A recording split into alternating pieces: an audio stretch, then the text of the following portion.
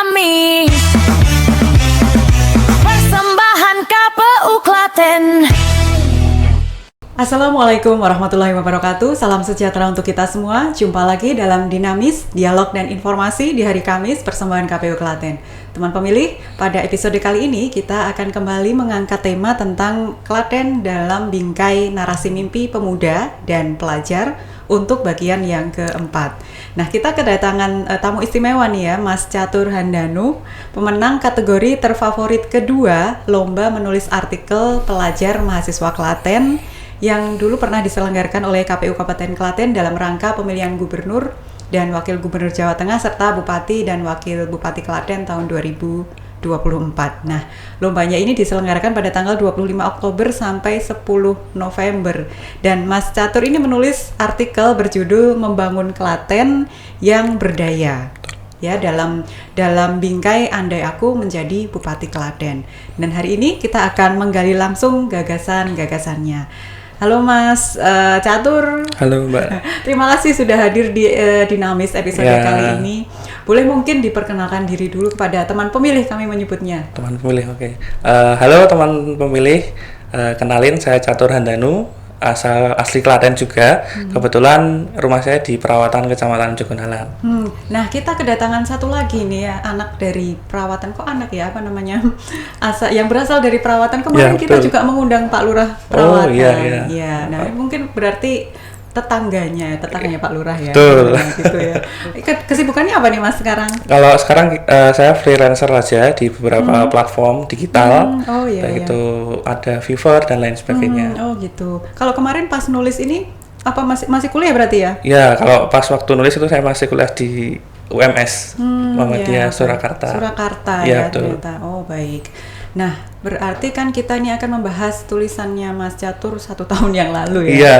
Nah, oke, nggak apa-apa. Nah, dalam tulisannya Mas Catur nih ya, ada visi besar nih teman pemilih ya. Klaten mandiri, sejahtera, dan berbudaya. Ya, mungkin bisa dijelaskan nih Mas, masalah apa sih yang Mas lihat paling mendesak sehingga visi itu penting untuk diwujudkan? Nah, tentu sebenarnya Klaten yang berdaya itu kan tidak hanya sebatas kata ya, tidak hanya sebatas kata, tapi juga spirit, harapan atau arah besar menuju Klaten di masa depan. Jadi Klaten berdaya ini tidak hanya berkembang saja, tapi bisa menggerakkan Klaten sendiri atau pribadinya sendiri, Klaten sendiri untuk lebih maju melalui potensi-potensi lokal yang ada. Kan banyak sekali sebenarnya potensi-potensi lokal yang ada di Klaten ini. Termasuk juga kalau saya melihat itu budaya, potensi lokal, kemudian alamnya, itu kan masih banyak lagi, banyak potensi yang sebenarnya itu bisa dikembangkan lebih banyak lagi gitu, Mbak. Itu ya, berarti kita akan memberdayakan masyarakat yang ada di Klaten sesuai dengan apa yang dipunyai di Klaten. Betul. Kekhasan di Klaten ya. Oke, kita akan kupas satu persatu ya teman pemilih. Salah satunya yang pertama adalah tentang ekonomi, UMKM dan juga pariwisata ya. Mas Catur ini menawarkan konsep desa wisata terpadu. Ya. Apa nih yang membedakan konsep ini dari program desa wisata mungkin yang sudah ada saat ini? Ya, mungkin desa wisata yang ada itu kan hanya terpaku pada satu hari mungkin ya. Satu hari aja itu misalnya pembuatan kerajinan apa, misalnya pembuatan kerajinan di Melian itu ada pembuatan kerajinan gerabah.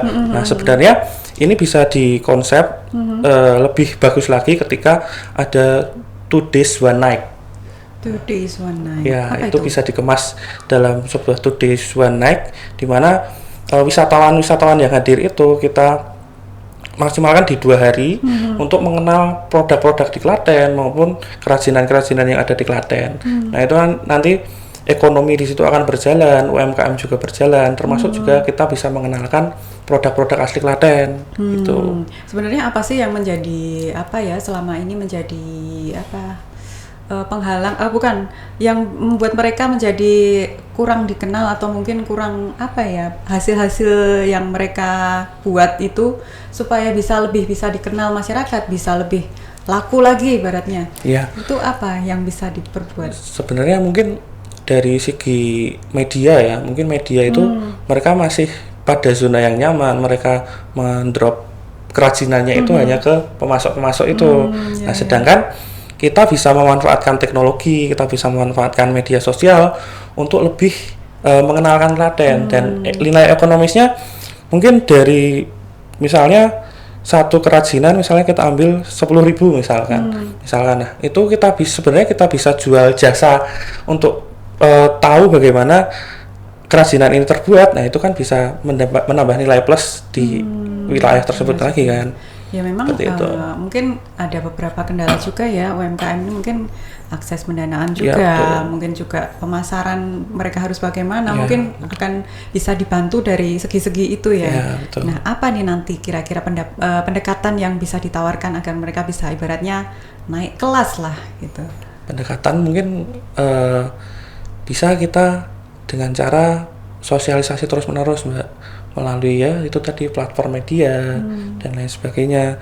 Masuk juga kita nanti kalau buzzer itu boleh kayak buzzer ya. Nah, cuma kan kalau yang pelaku UMKM kan kalau mungkin anak muda bisa ya lewat media sosial. Cuma sekarang kan pelaku UMKM kan kebanyakan ya mungkin di usia parubaya ya. Nah, mungkin kan cara pendekatannya juga beda ya. Iya, betul. Nah, ini ya tentu termasuk juga Karang Taruna itu juga harus bergerak, tidak hanya melihat saja Karang Taruna yang ada di desa, maksimalkan potensi di desa masing-masing. Jadi tidak hanya stuck hanya melihat yang sudah sepuh istilahnya kan seperti itu, yang sudah sepuh untuk hanya menjual ke pemasok utama saja, tapi juga mengenalkan kita panggil turis juga bisa kok. Kita panggil turis yang sederhana aja, misalnya pembuatan nabati atau ini nih yang namanya kan di sana kan nggak ada nasi ya, mungkin ya nggak ada nasi. Nah itu bisa aja kita kasih pelatihan goreng tempe lah apalah, itu kan hal-hal sederhana ya sebenarnya menjadi potensi kita. Iya betul juga ya. Tapi ya memang tantangannya memang dari fasilitas juga harus ada, terus dari SDM juga harus mumpuni juga, itu memang tantangannya seperti itu. Itu tadi berarti kan memang harus asah terus ya. Diasah terus, harus betul. Diberikan pengetahuan yang lebih lagi, bukan hanya untuk pengetahuan dasar membuat berbagai macam kerajinan mungkin seperti itu ya, tetapi juga bagaimana mengemas supaya bisa tampil dalam tanda kutip itu ya. Oke, kita pindah ke pendidikan nih Mas. Nah kalau yang di program pendidikan yang ditulis Mas Catur ini kemarin kan ada program beasiswa Klaten Cerdas. Betul, beasiswa Klaten menarik ya. Tapi bagaimana nih memastikan bahwa beasiswa ini tepat sasaran dan juga tentunya berkelanjutan? Iya betul. Nah ini menjadi problem kita bersama ya, bahwa pendidikan itu kan salah satu faktor masalahnya kan adalah di finansial. Banyak siswa itu berhenti sekolah, itu salah satunya, bukan semua ya, bukan semua masalahnya itu ada di finansial, tapi salah satunya adalah finansial. Nah finansial inilah harus kita berikan solusi, yaitu Klaten Cerdas, di mana ini nanti diseleksi secara akademik maupun non akademik, kemudian tapi juga harus disurvei orang tuanya itu seperti apa. Jadi biar tepat sasaran. Betul. Jadi tidak hanya sekedar memberi teman-teman siswa-siswa yang pintar, tapi juga melihat situasi kondisi dari kesejahteraannya itu sendiri juga. Jadi kan kalau misalnya kita punya teman-teman yang pandai secara akademik dan punya potensi, kita dukung dengan beasiswa itu ya jika. Tapi tentunya juga melihat dari kondisi finansial keluarganya betul. Itu ya. Jadi tidak putus sekolah gitu ya. Betul. Nah ada juga nih kalau yang sekolah-sekolah kan sekolah-sekolah berkebutuhan khusus nih Mas. Apa nih yang tantangan terbesar dari sekolah-sekolah yang berkebutuhan khusus saat ini? Ya betul. Sebenarnya ini tantangan yang begitu besar ya, karena anak-anak atau siswa yang berkebutuhan khusus kan itu butuh treatment khusus sendiri, dan tidak semua guru, tidak semua tenaga pendidik itu kan mampu akan hal itu. Nah itu harus menurut saya itu harus ditampung dalam satu tempat di mana itu ada sekolah inklusif, sekolah ramah anak. Nah itu bisa ditampung dengan mentor atau pendamping khusus untuk teman-teman difabel itu. Jadi tetap harus ada pendampingan khusus, karena guru-guru sekarang itu kan tidak semua tahu, tidak semua paham akan treatment teman-teman difabel itu seperti apa atau berkebutuhan khusus itu seperti apa. Tapi memang sebenarnya kalau untuk kebutuhan khusus memang ada gurunya sendiri ya Mas ya? Iya, harusnya ada. Gitu. Nah kalau kita melihat nih Mas, apakah selama ini siswa-siswi di Klaten yang memiliki kebutuhan khusus itu udah cukup fasilitasnya untuk mereka? Kalau saya melihat itu memang banyak ya, sekarang udah banyak SMP, SMA, SD itu sudah memberikan sekolah ramah anak, sekolah inklusif itu kan sudah banyak. Tapi bagaimana pelaksanaannya, itu yang perlu digarisbawahi bahwa tidak semua guru kan tadi, tidak semua guru bisa memberikan treatment yang khusus. Nah, mungkin pemerintah nanti bisa memberikan mentor atau pendampingan khusus bagi sekolah-sekolah yang menerima anak-anak itu. Mungkin juga buat guru-gurunya juga ya? Iya, betul. Oke, nah berarti itu memang salah satu tantangan pendidikan di Klaten ya Mas ya? Betul. Khususnya untuk yang berkebutuhan khususnya.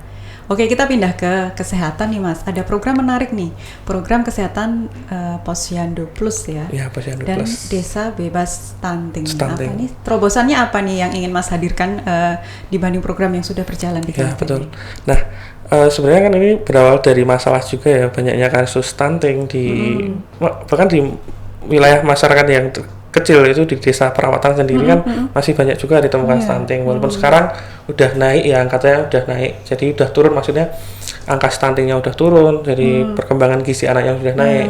Itu nah, itu Posyandu Plus itu kita harus memasukkan ke desa-desa terkait dengan bidan ataupun orang-orang yang berkompeten di bidang itu, dan juga kader-kader yang ada di situ terkait dengan konsultasi gizi, konsultasi ibu hamil dan lain sebagainya. Nah, itu harus ada semua di situ. Kalau sekarang Posyandu ini masih ada di tiap desa, ini masih berjalan masih ya? Berjalan. Berarti ini plusnya di mana nih? Maksudnya ada bedanya dengan yang sekarang nih? Bedanya sekarang kan menambah kader lagi, kadernya diperbanyak lagi dengan kompetensi atau kemampuan yang lebih besar lagi, yaitu sehingga nanti bisa lebih banyak untuk berkonsultasi masyarakat semakin banyak ya, semakin banyak konsultasi masyarakatnya. Oke. Nah, ini kembali lagi lah kita ke Klaten kan dengan berbagai macam budaya yang ada ya, dan dengan berbagai macam potensi yang ada. Betul. Nah, kita masuk ke budaya, lingkungan dan juga disabilitas nih Mas. Ya. Di situ Mas Catur nulis ya, festival budaya dan museum virtual nih. Ya. Ini saya baca belum ada di tulisan yang lain. Ini yang menarik adalah museum virtual.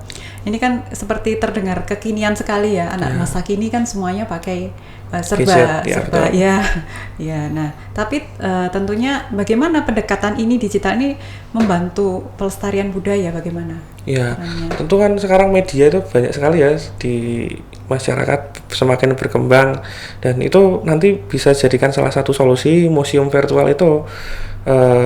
Jadi tidak harus ke museum atau harus ke museum juga boleh. Nah, itu ada scan. Itu salah satu pengembangan teknologi yang dulu pernah saya rancang juga kebetulan waktu kuliah. Pernah saya rancang juga. Itu ada namanya teknologi AR, augmented reality, apa tuh? Augmented reality. Jadi ketika scan barcode, itu akan muncul 3D-nya seperti apa. Oh gitu. Ya, nah di situ nanti ada penjelasan terkait dengan ini tuh sejarahnya seperti apa sih, ini tuh kegunaannya untuk apa dan lain sebagainya. Nah, itulah salah satu gambaran dari museum virtual itu tadi. Gitu. Nanti bentuknya kayak apa tuh nanti Mas? Jadi website kayak, atau? Iya, website, gitu. Mobile juga bisa. Gitu. Terus nanti kalau di scan bisa muncul ya 3D-nya.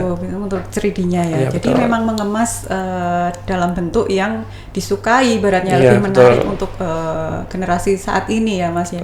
Jadinya kita tidak perlu ibaratnya tidak perlu jauh-jauh ke museum, kita bisa tahu ya. Cuman kalau orang sudah tertarik lewat situ, mungkin nggak mungkin juga mereka jadi pengen ke museum lihat barangnya langsung gitu ya. Lihat barangnya langsung kan lebih mendapatkan kesan ya kan. Betul. Nah, itu dia yang tidak kita dapatkan ketika kita lewat gadget mungkin kan itu ya. Cuma kalau untuk menarik masyarakatnya untuk mau menonton, salah satunya mungkin dengan itu ya. Iya, betul. Oke. Nah, ada lagi nih yang menarik nih teman pemilih ya. Bank sampah nih. Bank sampah desa dan ekopreneur. Nah, itu tentunya sangat bergantung pada partisipasi ya, Iya, berarti betul. partisipasi warga ya. Nah, bagaimana nih cara menumbuhkan budaya untuk peduli lingkungan di tingkat desa, Mas? Ya, TPS 3R yang ada di perawatan itu salah satu inisiasi dari Karang Taruna. Oh gitu. Iya, betul. Salah satu inisiasi dari Karang Taruna yang itu juga berawal dari isu-isu. Berawal dari isu-isu. Jadi semakin banyak masyarakat membuang sampah. Bahkan di bantaran sungai namanya, tempatnya itu namanya Sungai Gembung. Nah, itu kan menyebabkan pencemaran air, pencemaran sawah juga di situ. Nah, itu kan banyak sekali sampah di situ, bau, semua tercemar. Nah, dari itu kan nanti bisa muncul TPS 3R itu. Nah, inilah salah satu ajakan saya, mungkin mengajak teman-teman Karang Taruna di seluruh Kabupaten Klaten untuk menginisiasi hal ini. Jadi silahkan silahkan hidupkan lilin di desa dulu untuk menangani kasus sampah ini. Jadi setelah tujuan dari TPS 3R ini kan tidak hanya menarik pelanggan saja kan, tidak hanya mencari pelanggan saja, tapi juga mengedukasi terus-menerus. Jadi pentingnya memilah sampah dari rumah tangga. Nah, itulah salah satu hal yang harus kita selalu sosialisasikan. Ya, jadi yang pertama tetap solusinya adalah pembentukan TPS 3R. Tapi itu peran serta masyarakat, apakah langsung mereka yang memisahkan sendiri? Iya. Itu sampai ke situ ya? Iya, harapannya seperti itu. TPS 3R itu harapannya seperti itu. Jadi tidak hanya mereka menyetorkan sampah saja, tapi juga ada sosialisasi terus-menerus terkait dengan pemilahan sampah. Kalau selama ini kan biasanya kita sampah jadikan satu, dibuang, nanti ada yang mengambil sampahnya Ya, gitu ya. betul. Kalau sekarang ini berarti programnya harapannya adalah masyarakat sudah Memilah memisahkan sampah terlebih dari dahulu rumah, ya. betul. Oke. Oh, keren juga ini ya. Kemarin kepala desa dari perawatan juga beberapa Iya. bercerita sedikit tentang TPS TPS 3R ini ya. Nah, mungkin bisa ditiru oleh desa-desa yang lain juga Betul. ya. Oke, nah satu bagian penting nih teman pemilih dari tulisan Mas Catur adalah pemberdayaan penyandang disabilitas. Nah, program apa sih yang paling berdampak menurut Mas Catur bagi mereka nih? Iya, betul. Nah, ini kan juga berangkat dari permasalahan juga. Teman-teman difabel itu oke lah, sekarang mereka masih punya keluarga, jadi ekonomi mereka, keberlangsungan hidup mereka masih ditanggung oleh keluarga. Ya. Nah, tapi bagaimana jika orang tuanya sudah nggak ada? Nah, itu yang menjadi masalah difabel, termasuk juga menjadi masalah kita yang aktif di teman-teman difabel ini. Nah, salah satu contohnya yaitu pemberdayaan penyandang disabilitas ini dengan cara ya sederhana aja. Programnya sederhananya seperti bunga telang itu, tahu bunga telang ya? Iya, tahu. Nah, bunga telang Yang itu ungu itu ya? Ya, yang ungu itu betul. Nah, itu dikumpulkan aja lalu dikeringkan. Dikeringkan, di packaging. Nah, packagingnya kan tidak semua disabilitas mungkin, mohon maaf tidak semua bisa nggih. Nah, itu nanti bisa dibantu dengan teman-teman yang lain. Nah, itu salah satu konsep sederhana di mana penjualan itu bisa kita berikan ke teman-teman difabel. Oh gitu. Ya. Berarti intinya kan gini ya, memberikan apa ya ibaratnya pekerjaan dalam tanda kutip, Ya. memberikan pelatihan seperti Betul, itu ya, memberikan agar mereka pelatihan. bisa menghasilkan sendiri dari apa yang diusahakan Betul. gitu ya. Dan kita membantu fasilitasinya Ya, gitu. betul. Oh gitu. Oke, keren juga ini ya. Karena kan tidak semua instansi, perusahaan atau UMKM dan juga usaha mikro itu kan menerima atau mempunyai lingkungan yang inklusif kan. Nah, makanya sebisa mungkin kita berdayakan difabel untuk hal-hal seperti itu. Berikan pelatihan dan lain sebagainya. Iya, ya, harapannya nanti bisa semakin menghasilkan Ya, ya, betul. berdaya ya. Harapannya bisa mandiri. Mandiri ya. Oke. Nah, kita masuk nih Mas ke pertanian dan petani milenial ya. Ya. Kemarin kita juga menghadirkan petani Oh, milenial iya. juga ya dari Delanggu. Oh, iya. Nah, memang Klaten kan salah satu potensi yang sangat besar sebenarnya kan di bidang pertanian ya Mas. Ya. Nah, tapi kan pelatihan pertanian yang berkelanjutan dan juga pemberdayaan petani milenial nih ya, ini ternyata memang cukup ambisius ya. Nah, apa nih strategi agar anak muda ini mau nih kembali ke sektor pertanian yang sebenarnya ini potensinya sangat besar di Betul. Klaten, Mas? Ya, sangat besar sekali ya karena manusia kan masih butuh makan. Betul, ya. Ya, Tapi inilah masalahnya adalah yang mendalami apa yang sekarang sampai sekarang masih di sektor pertanian, biasanya kan yang sudah ayah kita, bapak-bapak kita, mbah-mbah kita gitu kan.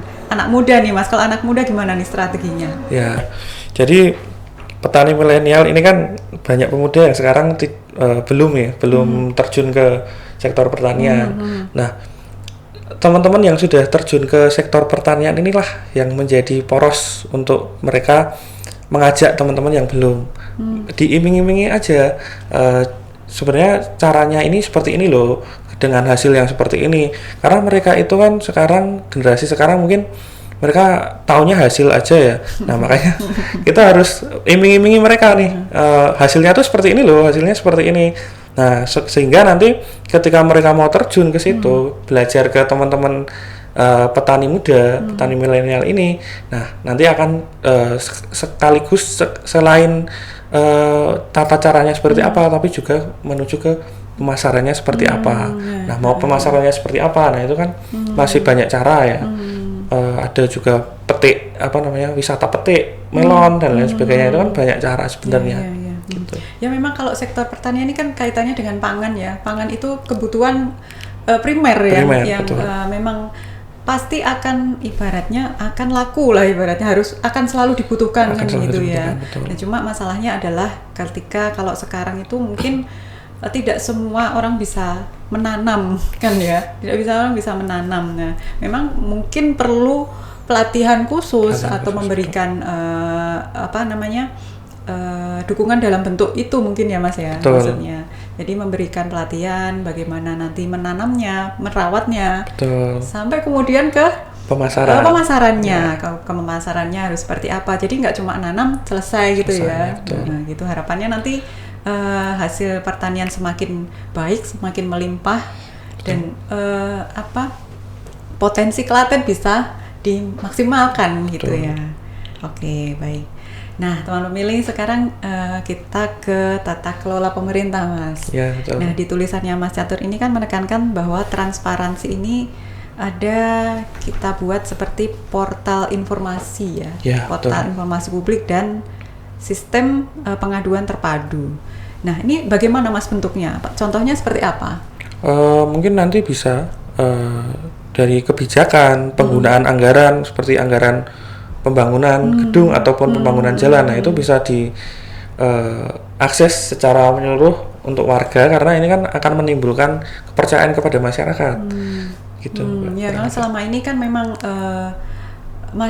apalagi ya kalau saya nilai sih mungkin karena perkembangan teknologi yang semakin pesat dan anak zaman sekarang tuh lebih ke berita-berita ini semakin mudah diakses, tapi sekaligus tidak tahu kebenarannya ya. Betul. Jadi semakin banyak berita yang simpang siur dan hoax, apalagi kalau kaitannya dengan pemerintah. Nah, pemerintah mungkin juga anggaran dan program-program pemerintah yang lain. Termasuk juga misalnya instansi seperti kami. Nah, itu kan mungkin berita di luar sana banyak yang langsung dimakan mentah-mentah seperti itu kan. Nah, mungkin dengan adanya portal seperti ini mungkin tidak hanya anggaran ya, mungkin dengan hal-hal lain semua yang menyangkut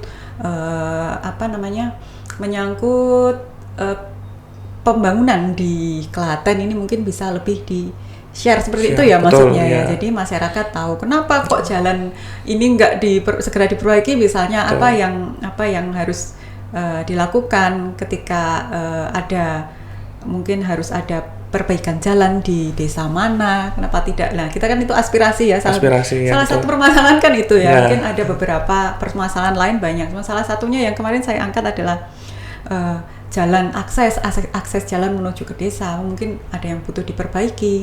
Itu bagaimana kita bisa menyampaikan itu? Apakah mungkin juga bisa lewat portal seperti ini, lapor misalnya gitu kan. Nah, mungkin kalau di tempat saya di Solo itu ada yang namanya lapor wali kota gitu kan. Jadi di mana-mana ada permasalahan bisa langsung kita lapor, nanti ada di sana adminnya langsung laporan. Nah, itu mungkin kalau di zaman sekarang ya, zaman now mungkin akan lebih berjalan ya. Betul. Ya, gitu kan. Mungkin berarti itu kan salah satu inovasi mungkin yang bisa nanti dikembangkan ya. Iya. Nah, tapi kan bagaimana nih Mas memastikan masyarakat ini bisa terlibat aktif dalam forum komunikasi publik yang diusulkan Mas tadi? Ya, tentu sekarang kan kita lihat aja pengguna gadget itu semakin lama semakin meningkat kan. Nah, dari situ saja kita sudah tahu nanti mereka akan memberikan partisipasi yang aktif, tidak hanya diam saja. Ketika nanti juga atau komen yang iya, nggak baik dulu gitu kan iya. ya. Iya loh, itu kan terus terang aja kita kan banyak ya, kalau mungkin kita saksikan ya postingan apa di media sosial tentang berita, Iya. belum tentu nanti tanggapannya itu akan baik semua, enggak, maksudnya mesti ada satu dua yang judging gitu loh, langsung judging, ya, gitu betul. kan. Nah, itu mungkin kan bisa diarahkan ke tadi ya, kayak portal-portal itu.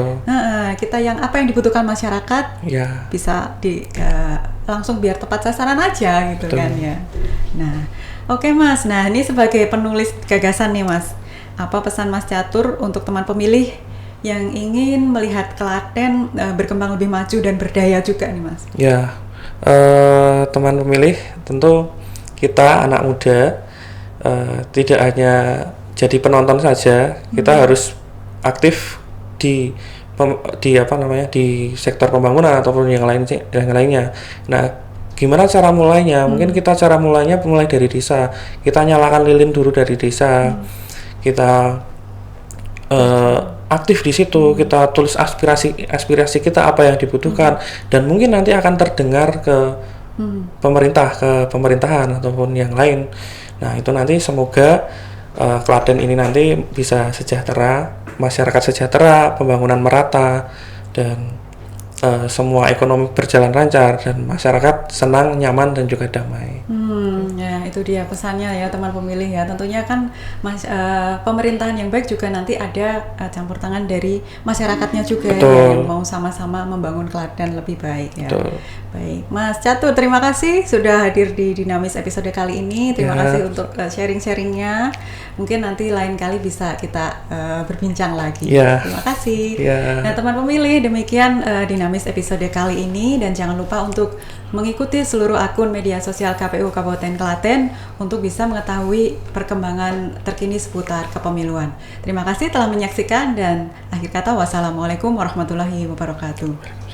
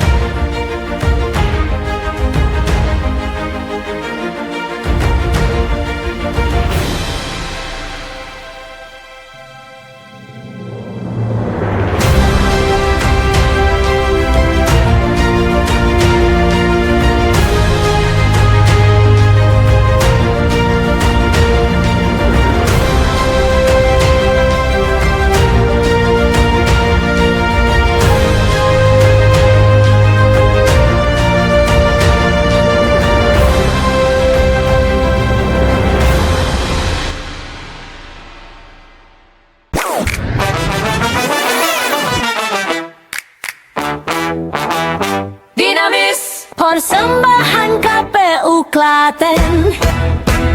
Setiap Kamis kami datang membawa terang, dialog santai tapi penuh makna, informasi jelas, demokrasi cerdas untuk pemilih yang lebih berkelas. Ayo buka wawasan, ayo kuatkan peran, demokrasi kuat, Indonesia berdaulat. Dinamis, Saya akan berbicara seterusnya. dialog